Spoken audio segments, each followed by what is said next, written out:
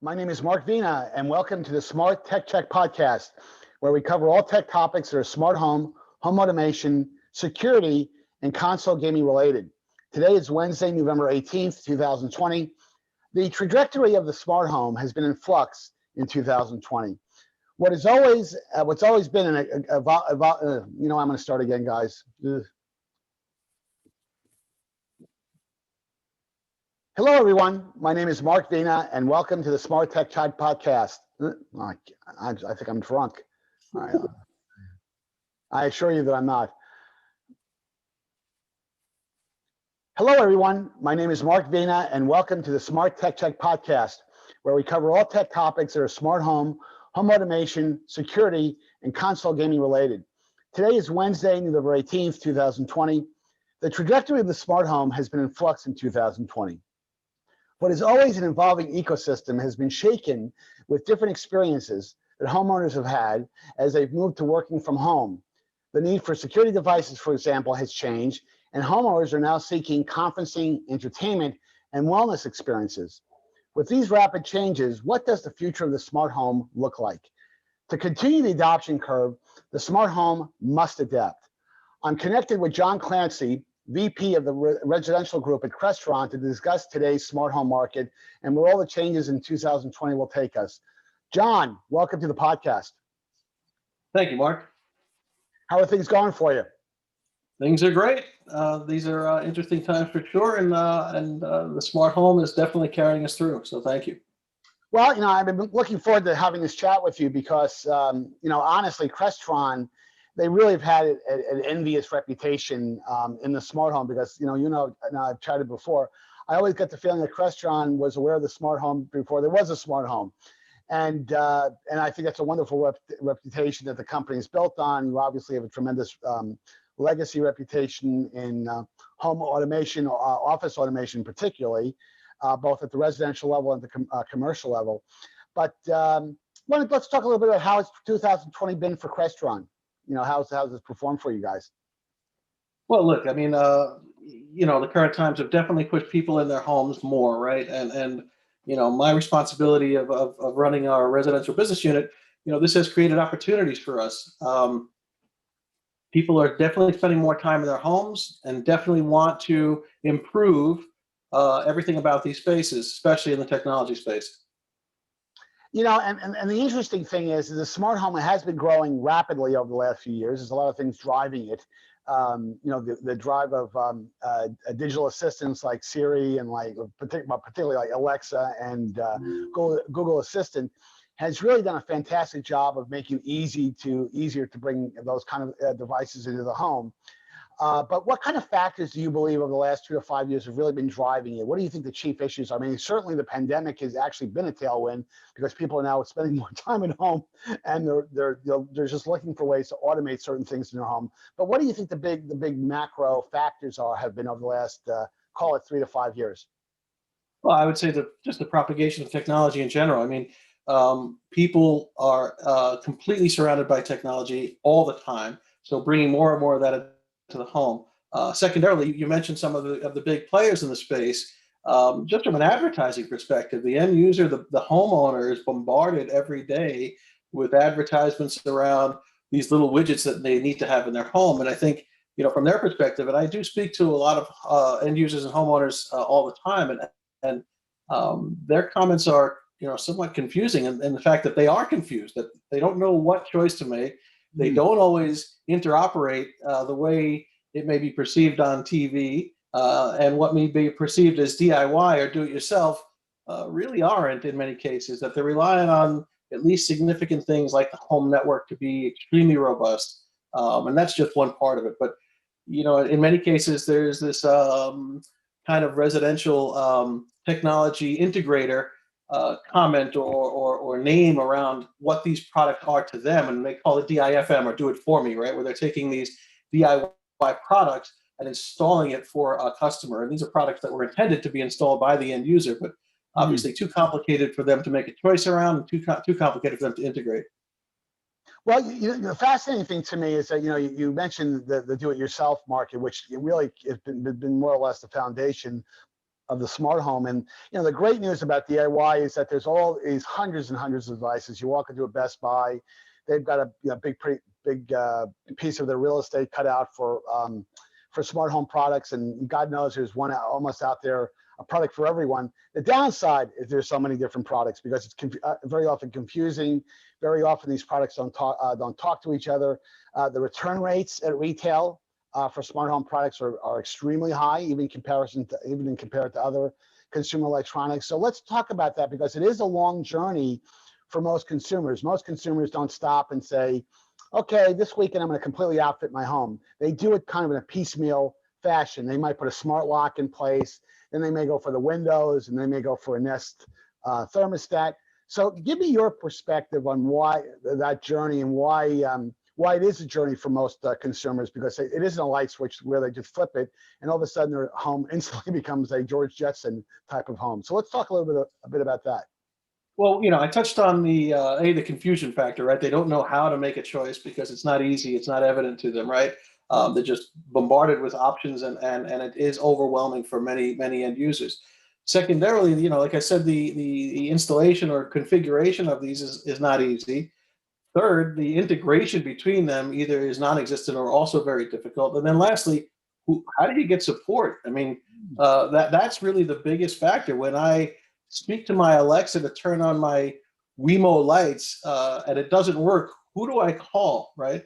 Do I call Amazon? Do I call Wemo? Or, it gets very, very difficult and frustrating for an end user. So therefore, hiring someone from this space, someone who's a professional, home installer that's focused specifically on this space is really where the value comes back into place.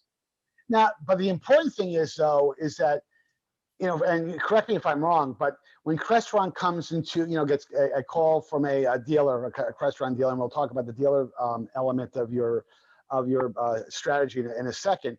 But when someone reaches out to a Crestron dealer, very often they already have some type of smart home device installed. So they're not asking for people to, okay, we got to clear the decks and you're going to install just a bunch of Crestron stuff. How do you kind of comprehend, the legacy smart home devices that are in many cases in people's homes already, and the integration into a Crestron experience where you might want to do things in a much more integrated way? You want to be able to add that professional support element, because that is missing in many cases at the retail level. So let's talk about that, because that's a very, very powerful component of what Crestron delivers in the smart home. So, our approach is to do two things, right? Manufacture our own first-party products where we can deliver a best-in-class experience, while simultaneously working with these other partners, right? For instance, you don't have to use our thermostat. You can use a Nest thermostat, and that's okay. The experience changes a little, being able to maybe create scheduled events right from my Crestron Home app become a little more difficult. But that's why we do make our own products, right, to make that experience slightly better. But it doesn't exclude us from playing and interacting with these other products. Another case in point would be Amazon Alexa, for instance. Having that ability to speak to my Alexa to turn on my Crestron lights, or to close my shades, or to respond to just common phrases where, I can say, Alexa, it's too dark in the master bedroom and my lights bump up 10% if it's nighttime, but if it's daytime, my shades might go open. So, adding that value of having this little bit of automation built into the system is really only done when you have an overlying control system like ours. Well, and the really interesting thing is, consumers were used to be thrilled a couple of years ago when they could issue a command to their digital assistant and it would do one specific thing, turn on the lights or turn on the air conditioner. But now, though, we're getting into the almost kind of a sensor-based type of world where you walk into your home, and you and I were talking about this a little bit ago, in that you might come home and you may want a series of things to happen. You may want the lights to go on. You may want the heat to flip on. You may want some the news to flip on the your favorite station on your television to flip on, so the news is ready to go for you. So talk a little bit about that, because for many people that's kind of advanced dance lessons. So what is Crestron bringing to bring that together to really create a very immersive experience? Because to me, that's where the real fun begins. Yeah, look, when you tie multiple subsystems together into one event, that's where the wow factor, that's where the value gets added in, right? Being able to say, Alexa, I'm home, and have my lights come on, have my shades open or closed depending on the time of day, have my security system be disarmed. A number of things that can be tied to that is really where the value add and that wow factor come from, for sure. And you see, the feedback that I typically get, and and I've written about this quite a bit on Forbes, is that the thing that horrifies most consumers is that most consumers are not geeks like me and probably you. I don't want to call you a geek, John, but you're probably a geek. If I went to your home, there's probably a lot of geek-worthy technology. But a lot of people really don't fit into that bucket. And once they automate their home, for example, if they put sensors on windows all over their house, what they don't want to find out 2 years later is that the company that made the sensors went out of business, and now I got to get on a ladder or hire a contractor to replace all that stuff. They look for a bit of stability, and for me, that's kind of the value proposition benefit that Crestron brings, because I suspect that in the commercial real estate, where you guys have thrived for years, companies don't want to swap out technology every 2 years. I mean, they recognize that technology changes, let's face it, but they don't want to keep updating stuff every 18 months, especially if there's a lot of heavy lifting involved in terms of how that equipment is installed. So let's talk about that, because that's one of the fear factors that consumers have, that I got to swap out a lot of stuff. And let's face it, and in the DIY space, there's a lot of fly-by-night companies, and I don't mean that disparagingly. There's companies that are out there, they're startups, they may have a great product, but it doesn't get traction, and they're gone in a flash. So let's talk a little bit about that. So yeah, I think that's a huge benefit that we have at Crestron, is that our products are really built to last. In just our lighting and our shading products, for instance, we make our own motorized shades, and we make our own lighting controls. Both of those categories carry lifetime warranties for a reason. The reason you just explained, where it's built to last, number one, and secondarily, these are things that most people don't want to change out. Yeah, 5 years from now, I may want to change the fabric, but do I want to replace the whole roller shade if I've paid money to have it installed? And so things like that make total sense, and that sense of longevity is definitely the big difference. The big difference between a solution like Crestron and some of these DIY solutions, which are effectively built to fail. 2 years is probably the life cycle of many of these products, and they're meant to be replaced in that amount of time. And many homeowners don't want to do that and change their whole set of products around their home every 2 years or so. Now let's flip the discussion over to the channel or the distribution element of Crestron products, because you have this terrific global a footprint with dealers, and they do a great job of course supporting you. But let's talk about the profile of the average dealer, how long they've been around, and why I suspect that they like to have long-term relationships with the customers that you're supporting. It's not like, again, I don't want to beat up Best Buy, but you go to Best Buy and you buy a lighting system from them, they're, as much as I love the Geek Squad, they're probably not going to be there for you 24/7 to help you should something go down in your home. So let's talk about that element and the kind of the profile of the average Crestron dealer, because I think that's a very, very telling element of Crestron's value proposition.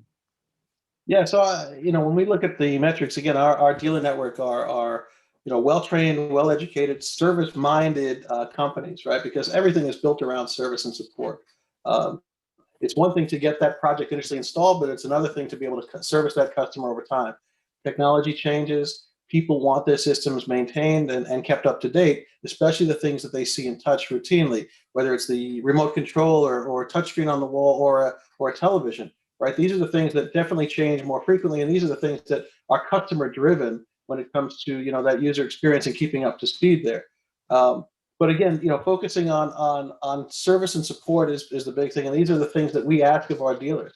How do you handle 24/7 support? What happens when a customer calls you on a Saturday evening and they can't get their lights on? How do you handle that? These are requirements that we put in place when we are doing our due diligence on new dealers, and this is supremely important because this it represents Crestron, right? They see Crestron on the name.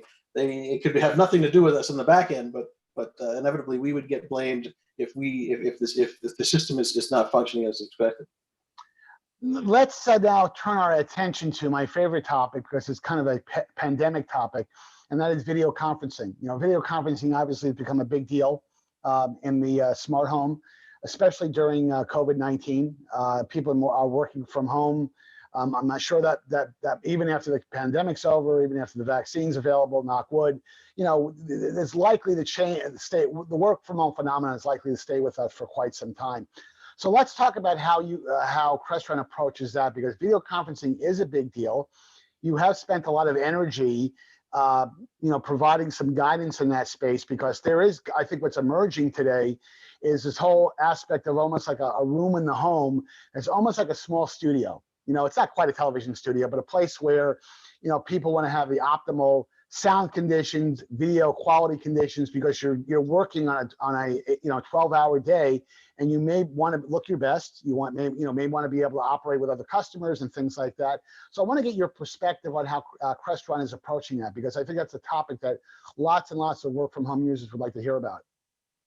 So again, this is a place where we uniquely straddle both sides, right? We make and sell home automation solutions, and we have a vast array of enterprise solutions, specifically what we call unified communications, right? And so that includes video conferencing, audio conferencing products.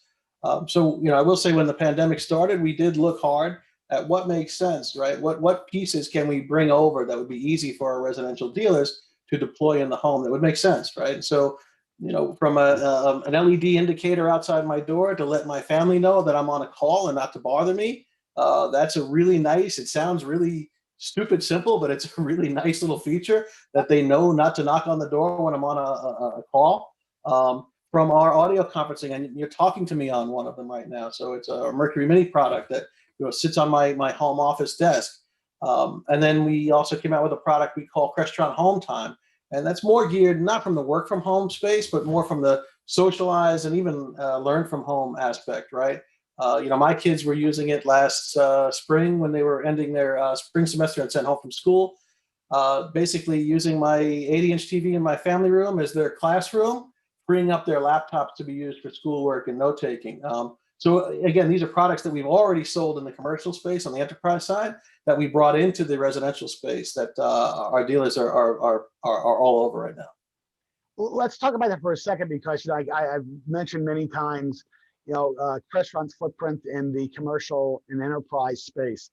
How is that experience? How is that legacy helped you in the smart home? Because there's lots of overlap and presumably lots of lessons that you've been able to extract from that. So let's talk a little bit about that, because I think that's really important, because many customers will come out the Crestron brand name saying, oh yeah, those are the guys that have outfitted my video conferencing center at my company's headquarters. So let's talk a little bit about that and how it's benefited your smart home approach.